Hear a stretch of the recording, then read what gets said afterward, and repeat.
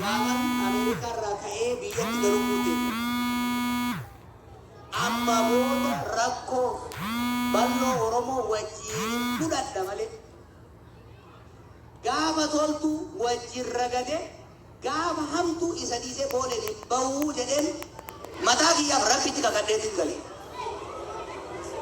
Har'as taanan waanuma fedhe gala malee. Inumaa warra itti amana. Eegan rakkoo arge booda har'a Rabbi jedhaati. Har'a ummata shawaa lixaa kana, ummata wallagga keessaa kana, ummata gujii keessaa kana. Kaka duriyyeen gamaa gamanaa itti taphattu kana dhiisee dheessee as gala. I will not do it. Sammuun kiyya naanaa hin jiru. Wanni jettan naa gala. Lubbuu kiyya mararfachuurraa. Yoo ture nu gargaara jechuurra. Dhugaa qabdan dhuga jettan sanis. You have a point.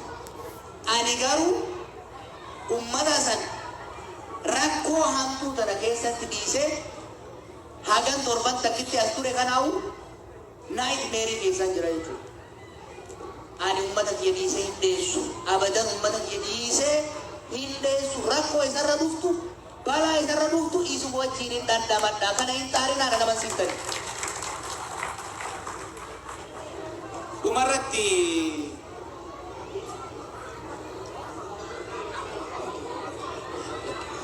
ila borullee iftaanillee Stockholm Sweden akkasumas Norway irraa Ameerikaa kutaalee gara digdamii wayii keessatti wal mari'an. Gaarii baay'ee akka abdannan beekaa naa gurfadha. Hiriyoota keessanitti ergaa. Ani kana isinitti dhufe. I want to have honest discussion like this. Oromoon ila roorroo amma duraa jalaa keessin baafne shiraanii miti kijibaanii miti akkanumatti wajjin gatteenyee waliin mari'annee wal waqarree wal cabsinee wal oomnee akkasumatti bakka san geenye. Ammas uummanni Oromoo uummata dhugaa qabu. Dhugaa isaa dhugaatti walitti himeeti bakka tokko gahe. Kanama biraan beeku. Kakiyya waan natti mul'atu garatti osoo namni fanni dhisetti waan isin mul'atu akkuma ammaa kanatti osoo garatti namni fanni natti hima. Ana qofaa beeka birallee dhagaa.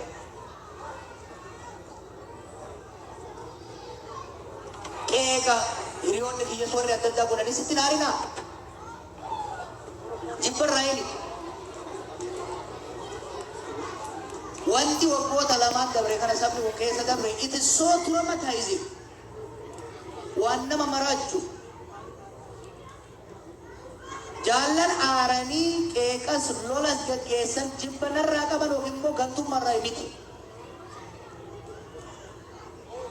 Jiilarraa ka'uudhaan naasurraa ka'uudhaan ilaalchi jechi irra isaan darbatan illee akka dongoruu taate itti aaruu miti.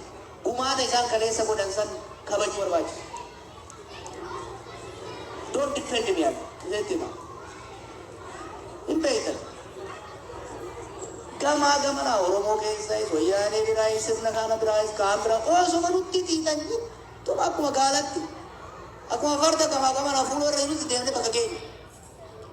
Ammas taanan ana dhibbeetti wajjin jecha nama waliin lolinaa waliin madeessinaa waliin qootinaa abbaan fedhe arrabaa dhukkeen irraa haa kaasu ka qaamannatti dhufu sekiiritiin irraa dhoorgiti. Sini galeemi. Anu berada di rumah orang itu bodoh je. Wan yang itu dah aku biasa tu social media tidak bijak dah. Di sana ada game dana kau mami. Ani ada kamu, ya ada kamu des. Warian ni dia pun ini lagi kami ni tunggu aja tu hadu batu. It's a marketplace of ideas. Sirna jitu sana kita. Sirna kawis, kamallasis, kamangis, kaya lalas kadinne. Nu abang kabe, ubi wan nu tiasa ya bure. Sirna tak demling jarum. We are a democratic society. We are plural society, and we are proud of it. Democratic, plural, diverse society jarum berpan. Tanda wae sabab lemota. Oromo, tapi syawal, tuga aku dan wakara ko balik dem.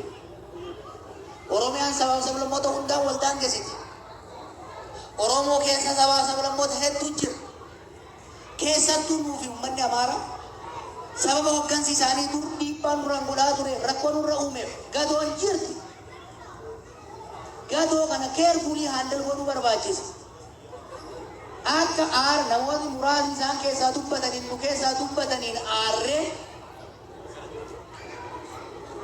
ibidda irratti beenzila dabalaa yoo deemne ani isinitti hima isaanitti illee kanuma himaa jira. Hooggansi Amaaraa Oromoo extremely careful ta'uu qaba yeroo ammaa kanatti. Ibiddi lolli keessattuu wal waraansi jara lamaan kana gidduutti uumamu lamaanifuu hin ta'u. Dubari rakkoof miidhaa waggoota meeqa nurra ga'e keessaa baane nagaan tasgabboofne misooma ijaarranne dhaloonni ani ilmaan kee si boodaan dhufan akka keenyatti akka guddatan hin barbaanne. Dhugaa yoo dubbanne garuu ijoolleen darate xiqqoo har'a rakkoo hammaata na daranii keessa jira. Bakki ani itti guddadde wal waraansa ture yaadee fi abaa'u jechuudha. Hamaanatti fakkaata ture. Wanni har'a Oromiyaa keessatti dachaa 10 dachaa 100 sanarraa ba'a. We should not perpetuate hamma danda'ametti waan sabaaf sablammoota hundaa ta'u lafa kaayu. Yoo xiqqaate hammeenyi nurraa kan dhufne eegatee barbaachisaa. Oromoo hedduun isin jaaladha. Waan danda'een hogganoota na wajjin dhugaa isinitti hima. Humna qabnuun tarsiimoodhaan ni deemna. Waa sadii deemna. Waa sadii qabna. Tokko sammuu Rabbi nu kenne barnoota hin gabbifanne itti yaanna tarsiimoo hin baasa jennu lafa keenya. Lammaffaa onnee qabna. Wallahi onnee irraa isin jaalanna. Onnee irraa Oromoo jaalanna. Osoo jaalachuu baanne wanti cinkii kana keessa nu galchu jiru.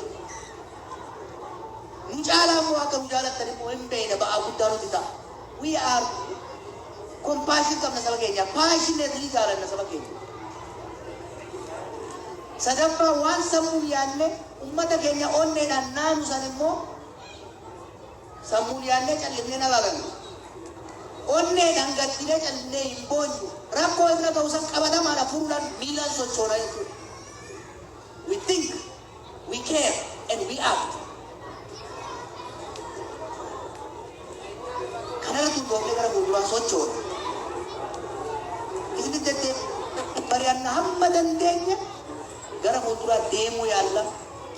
Tarsiimoo hunda isinitti mun barbaadu. Mana hidhaa waaroon duratti wanni an baran diinni irra caalaa waan nu dubbannurraa qalbifatee counter strategy nurratti baatee dalagaa.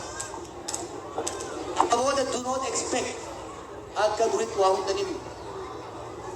Isinitti akeeyi bakka akeeyitan san deeganii goota san qotattanii baatirii ibsanii ilaaluun teessanii jaa warra horaan baay'ee isin jaaladhaa hedduu galatoomaa nagaan na bulaa.